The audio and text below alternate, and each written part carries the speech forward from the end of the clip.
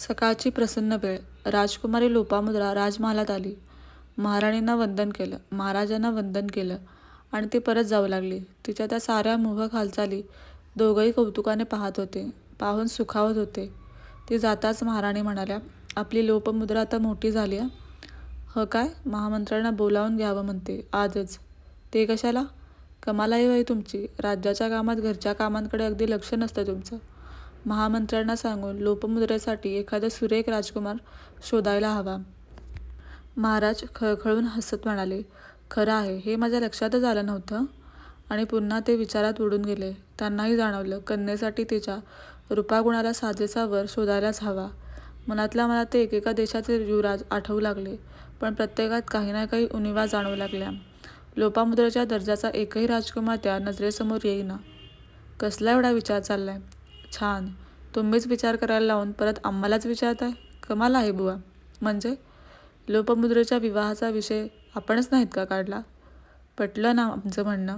आता आमची काळजी दूर झाली. पण आपल्या मुद्रेला साजेसा वर हवा. नवसासायाची एकुलती एक आपली मुलगी. वेळ लागला तरी चालेल, पण रूपागुणाने संपन्न आणि तिला जपणारा हवा, अगदी फुलासारखं. अहो, अजून वर संशोधनाला सुरुवात नाही झाली. तोच आधीच सांगितलेलं बरं. नंतर यादी वाचून का उपयोग? महाराज पुढे काही सांगणार तोच दूत पुढे आला. प्रणाम करीत सांगू लागला, क्षमा असावी महाराज, आपला एकांताचा भंग करावा लागला, पण महत्त्वाची वार्ता आहे. कोणती? थोर तपस्वी अगस्त्य मुनी आपल्या भेटीसाठी राजवाड्याकडे येत आहेत. शुभशकुनच म्हणायचा. लोपमुद्रेच्या विवाहाचा आपण विचार करीत असतानाच त्यांचं आगमन व्हावं, या पुण्यपुरुषाच्या चरणधुलीत वास्तू पवित्र व्हावी, हा योगायोगच नाही का? महाराणींनी दांदर उडाली. त्या पुन्हा म्हणाला, महाराज आपण पुढं होऊन त्यांचं स्वागत करावं. आम्ही त्यांच्या पूजनाची फलाहाराची तयारी करायला सांगतो. विदर्भाच्या राजमहालात एकच धावपळ उडाली. अगस्त्यमुनी आल्याची वार्ता वाऱ्यासारखी पसरली. आपल्या हाती सापडेल ते पूजा साहित्य घेऊन जो तो त्याच्या दर्शनाला येत होता. साष्टांग नमस्कार घालत होता आणि आशीर्वाद घेऊन कृतकृत्य होत होता. कृतार्थ होऊन परत फिरत होता. ज्ञानवृद्ध, तपोवृद्ध, अगस्त्यमुनी सर्वांना प्रसन्न अंतकरणाने आशीर्वाद देत होते. राजवाड्यातल्या सर्वांनी दर्शन घेतले. महालातली गर्दी कमी झाली. मुनींनी दृष्टीशोधक नजरेने कुणाला तरी शोधत होती.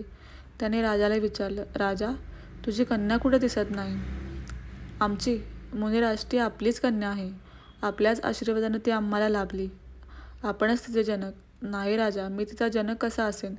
तिचे जनक आपणच आहात. खूप वर्षापूर्वी काही एक हेतू मनात धरून तुम्हाला एक गुणसंपन्न कन्या होईल असा आशीर्वाद मी दिला होता.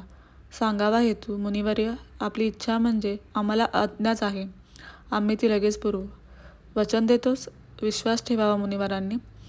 आम्ही आपल्या शब्दाला प्राणापलीकडे जपतो. आमचा शब्द हेच वचन. ठीक आहे. नाव काय म्हणालास तुझ्या कन्येचं? लोपामुद्रा. आता उपवर झाली असेल ना? होय मुनिवर. रूपागुणाने अद्वितीय असणाऱ्या माझ्या मुलीला अनुरूप वर प्राप्त व्हावा अशी इच्छा आहे. तसा आपला आशीर्वाद असावा. तथास्तु. एवढ्यात महाराण्यांच्या बरोबर लोपामुद्रा आत आली. एवढे मोठे जितेंद्रिय अगस्त्यमुनी पण तिच्या लावण्याकडे पाहतच राहिले. त्या सौंदर्याने डोळे दिपले त्यांचे. स्वतःला सावरून प्रसन्नपणानं ते राजाला म्हणाले, राजा वर संशोधनासाठी कुठेही हिंडायची गरज नाही तुला. तुझ्या पुण्याईनं वर घरी चालत येईल. मी स्वतःला धन्य समजेन. सारी आपली कृपा. लोपमुद्रा पुढे आली. अगस्त्यमुनीने नाव तिच्याच संदर्भात तिने खूप वेळा ऐकले होते. मुलाशी कामना बाळगून आईवडिलांनी व्रतवैकल्य केली होती, तप केले होते. ते केवळ अगस्त्यमुनींच्या आशीर्वादानेच फलद्रूप झाले होते. प्रारंभापासूनच तिच्यावर त्यांची कृपा होती हे तिला माहीत असल्याने त्यांच्याबद्दल तिला नितांत आदर वाटत आला होता. पण प्रत्यक्ष दर्शन मात्र आजच घडत होते. तिने अत्यंत नम्रतेने आदराने त्यांचे मस्तक त्यांच्या चरणावर ठेवले. अगस्त्य रानामनात भटकणारे, चालून चालून वृक्ष झालेले आणि थंडी वाराने मातीने भेगाळलेले त्यांचे पाय. पण पायांना राजकन्येच्या मुलायम केशकलापांचा स्पर्श झाला. तिच्या कोमल कपाळाचा स्पर्श झाला आणि ऋषी सुखावले. तिच्या रेशमी केशकलाप असणाऱ्या माथ्यावरून हात फिरवीत ते म्हणाले, राजा माझ्या कल्पनेत असणाऱ्या तुझ्या मुलीच्या प्रतिमेपेक्षाही ही सुंदर आहे. होय गुरुदेव, आपलाच प्रसाद. प्रसाद नाही राजा, ही आमची ठेव आहे.